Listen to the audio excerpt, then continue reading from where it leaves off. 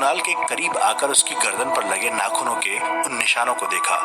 कुणाल, ये मच्छर के काटने का निशान तो नहीं लग रहा है। और एक बात बताओ, तुम मुझे ढूंढने क्यों नहीं आए? कल रात को अगर मैं तुम्हें यहाँ नहीं मिली थी तो तुम्हें मुझे ढूंढने की कोशिश तो करनी चाहिए थी ना। रिद्धिमा ने जब हल्की सी नाराजगी के साथ कुणाल से यह सवाल किया तो कुणाल ने उसे बताया कि कल रात को हॉस्पिटल से आने के बाद लक्ष्मी ने उसे बताया था कि रिद्धिमा उनके घर पर गहरी नींद में सोई हुई है। कुणाल की बात सुनकर रिद्धिमा ने कहा, ओ अच्छा, मुझे याद आया, रुकमा आंटी ने मुझे कहा था। कुणाल ने हंसते हुए पूछा, तुम मुझ पर शक तो नहीं कर रही थी ना? देखो, मैं सिर्फ तुमसे प्यार करता हूँ। रिद्धिमा ने भी मुस्कुराकर कुणाल की बात का जवाब दिया। डॉक्टर साहब, सब जानती हूँ मैं कि आप सिर्फ मुझसे प्यार करते हैं। रिद्धिमा की इस बात पर कुणाल और रिद्धिमा दोनों ही जोर जोर से हंसने लगे। ठीक उसी वक्त कुणाल ने कुछ सोचते हुए रिद्धिमा से कहा, अच्छा रिद्धिमा, माँ से बात हुई थी, तुम्हारी तबीयत के बारे में पूछ रही थी, और जानती हो तुम्हारे बिना मन नहीं लग रहा उनका, तुम्हें वापस बुला रही है दिल्ली। कुणाल की बात सुनकर रिद्धिमा ने बच्चे की तरह मुंह बना लिया, जैसे वो दिल्ली जाने को तैयार नहीं थी। लेकिन कुणाल, तुम्हारे बिना मैं वहां जाकर क्या करूंगी? माँ को बोल दो ना, थोड़े दिन और मुझे रहने दे। कुणाल जानता था रिद्धिमा उसके बिना दिल्ली जाने को तैयार नहीं थी, लेकिन कुणाल की माँ रिद्धिमा की तबीयत को लेकर काफी परेशान थी। उनको रिद्धिमा का ऐसी हालत में गांव में रहना सही नहीं लग रहा था, लेकिन कुणाल भी रिद्धिमा को नाराज नहीं करना चाहता था। ठीक है रिद्धिमा, मैं माँ से बात करूंगा। और सुनो, मैं हॉस्पिटल के लिए निकल रहा हूँ, आजकल हॉस्पिटल में कुछ ज्यादा ही पेशेंट्स आ रहे हैं यार। कुणाल का बस इतना कहना था, तभी हॉस्पिटल से कुणाल के मोबाइल पर किसी का फोन आया। कुणाल ने फोन उठाते हुए कहा, लेकिन अचानक ऐसा कैसे हो सकता है? कहाँ? डॉक्टर अमित के क्वार्टर्स में? ओह नो, मैं आता हूँ वहां पर। कुणाल जब फोन पर बात कर रहा था तो उसकी आधी अधूरी बात सुनकर रिद्धिमा इतना तो समझ गई थी कि कुछ तो गलत हुआ है। कुणाल की घबराई हुई आवाज और उसके चेहरे पर आ रहे पसीने को देखकर रिद्धिमा को किसी डर का अंदेशा हो रहा था। रिद्धिमा ने कुणाल से पूछा, क्या हुआ कुणाल, किसका फोन था और तुम इतने डरे हुए क्यों लग रहे हो? कुणाल ने घबराते हुए रिद्धिमा को डॉक्टर विजय के साथ हुए हादसे के बारे में बताया। रिद्धिमा, हॉस्पिटल से फोन था, डॉक्टर विजय का एक्सीडेंट हुआ है। डॉक्टर विजय के एक्सीडेंट की खबर सुनकर रिद्धिमा भी कुणाल के साथ जाने की जिद करने लगी।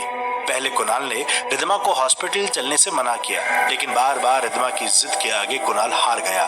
कुणाल और रिद्धिमा दोनों ही हॉस्पिटल पहुंचे। हॉस्पिटल के एक वार्ड में डॉक्टर विजय एडमिट हुए थे। कुणाल और रिद्धिमा जैसे ही डॉक्टर विजय के पास पहुंचे, उन्होंने नर्स से पूछा, अचानक क्या हुआ डॉक्टर विजय को? कल शाम तक तो बिल्कुल ठीक थे, मैं जब हॉस्पिटल से घर गया था।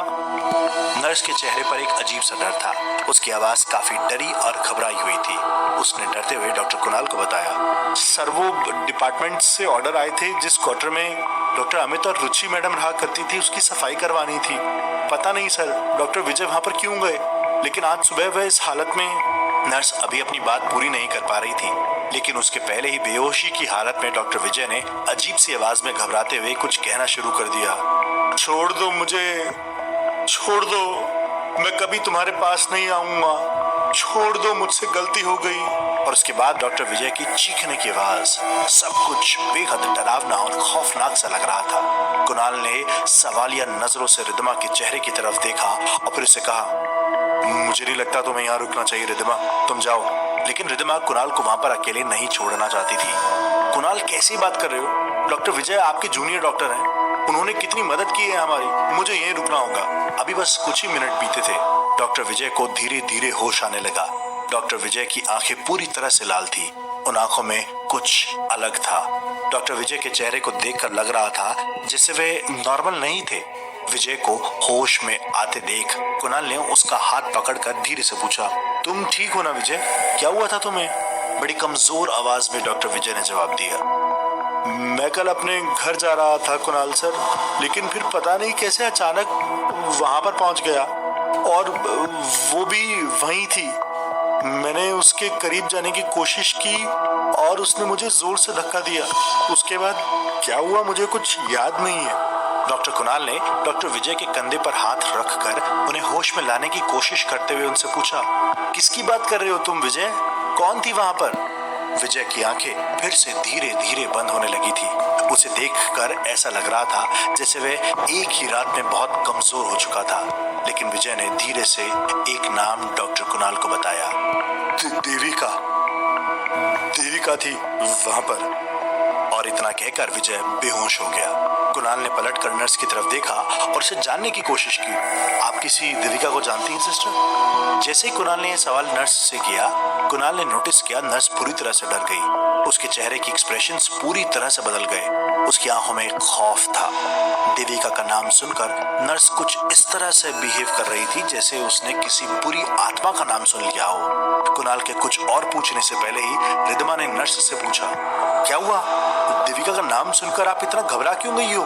नर्स ने अपने माथे से पसीना साफ करते हुए रिद्धिमा की तरफ देखा और फिर बहुत घबराई हुई आवाज में जवाब दिया, देविका अब जिंदा नहीं है।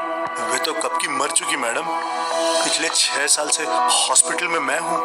देविका नाम की लड़की की मौत 4 साल पहले ही हो चुकी है। यह सुनते ही कुणाल पूरी तरह से चौंक गया। ये क्या कह रही हैं आप? डॉक्टर विजय कौन सी देविका के बारे में बात कर रहे हैं? नर्स देविका का नाम सुनकर पहले ही बहुत बुरी तरह से घबरा चुकी थी। ऐसा लग रहा था जैसे कि वह उसके बारे में कोई बात नहीं करना चाहती थी। लेकिन रिद्धिमा और कुणाल के बार बार पूछने पर नर्स ने कुणाल और रिद्धिमा को देविका के बारे में बताना शुरू किया। इस गांव की लड़की थी सर। शादी से पहले प्रेग्नेंट हो गई थी और घर वालों ने उसे घर से निकाल दिया।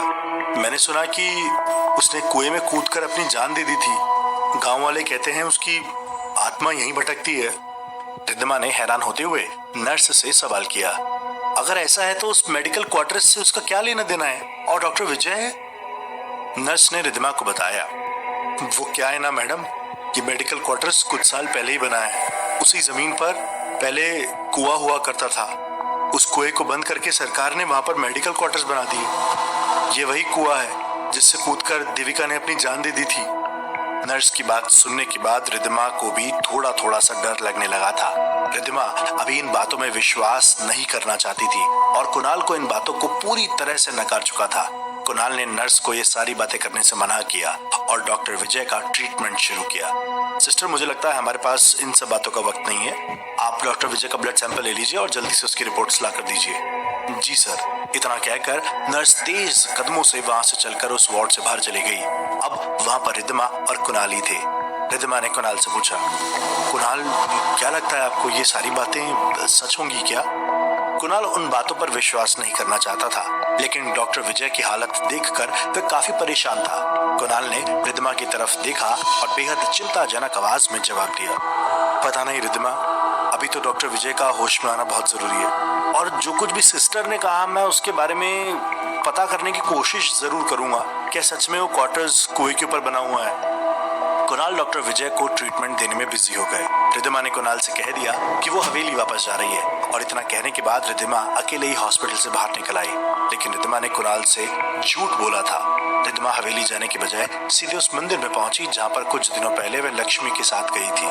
कुछ देर पहले हॉस्पिटल में जो कुछ भी हुआ था वो सब रिद्धिमा के लिए बेहद हैरान करने वाला था। रिद्धिमा उन सारे सवालों का जवाब चाहती थी जो डॉक्टर विजय की हालत देखने के बाद उसके दिमाग में बार बार आ रहे थे और उन्हीं सवालों का जवाब जानने के लिए रिद्धिमा मंदिर पहुंची। रिद्धिमा को देखकर पंडित जी ने मुस्कुराते हुए कहा, अरे बेटा, तुम आज फिर से? क्या हुआ, सब ठीक है ना? रिद्धिमा ने मुस्कुराते हुए पंडित जी को प्रणाम किया। प्रणाम पंडित जी। हाँ, सब कुछ ठीक है, बस आपका आशीर्वाद है। पंडित जी ने रिद्धिमा को अपने पास बैठने का इशारा किया और फिर पूछा, तो बताओ बेटा, कैसे आना हुआ? तुम्हारे चेहरे को देखकर लग रहा है कोई चिंता चल रही है तुम्हारे मन में। रिद्धिमा पंडित जी के पास बैठ गई और फिर कुछ सोचते हुए उसने धीरे से पूछा, पंडित जी, इस गांव में क्या सचमुच देविका नाम की किसी लड़की की आत्मा घूमती है? सच क्या है पंडित जी, प्लीज मुझे बताइए।